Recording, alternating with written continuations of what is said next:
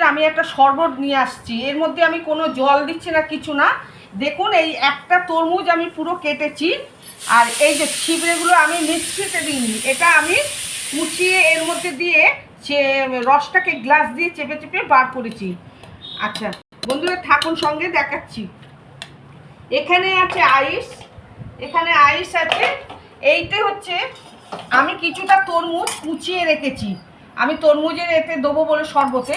আপনারা থাকুন, আমি কি দিচ্ছি না।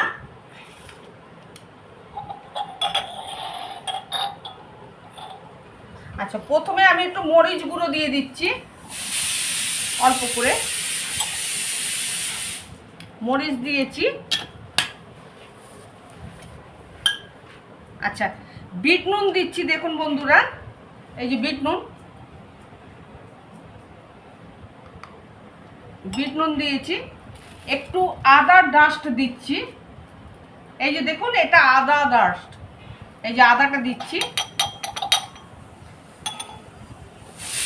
এখানে আমি চাট মশলা ব্যবহার করছি না, এখানে আমি শুধু বিট নুন, আদা আর গোলমরিচ দিয়ে করছি।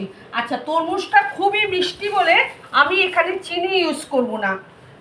দেখুন শরবতটা এবার আমি ঢালছি। এটা পিওর তরমুজেরই আছে, কোনো জল মেশানো নেই, কিচ্ছু নেই এর মধ্যে।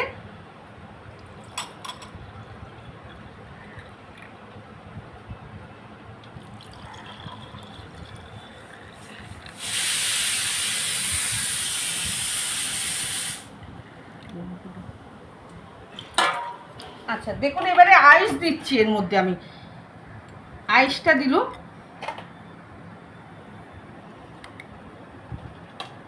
এখানে আইস দিয়েছি, এবার আমি একটু গুলে দেবো। বাবাকে ডাকতে,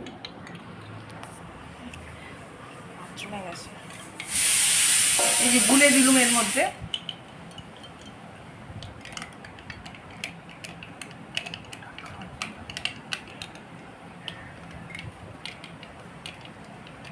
দেখুন বন্ধুরা গরম পড়েছে খুব, এখন নানান রকম শরবত নিয়ে আসবো আপনাদের কাছে। এই যে আমি যে বলেছিলাম তরমুজগুলো যে কুচো যে আমি করে রেখেছি, এইটা হচ্ছে আমি এই শরবতের ওপরে দিয়ে দিচ্ছি।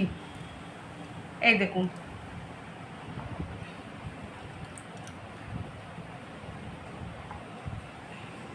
এই যে শরবতের ওপরে দিয়ে দিলুম। দেখুন বন্ধুরা কেমন হয়েছে। পিয়া খা, খেয়ে বল একটু ভিডিও দে।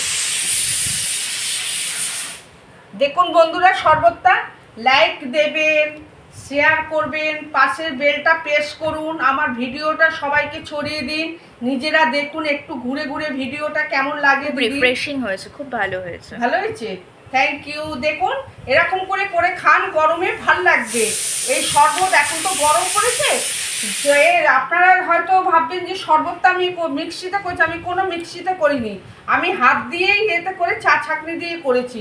এটা আমার 2 কেজি তরমুজ ছিল।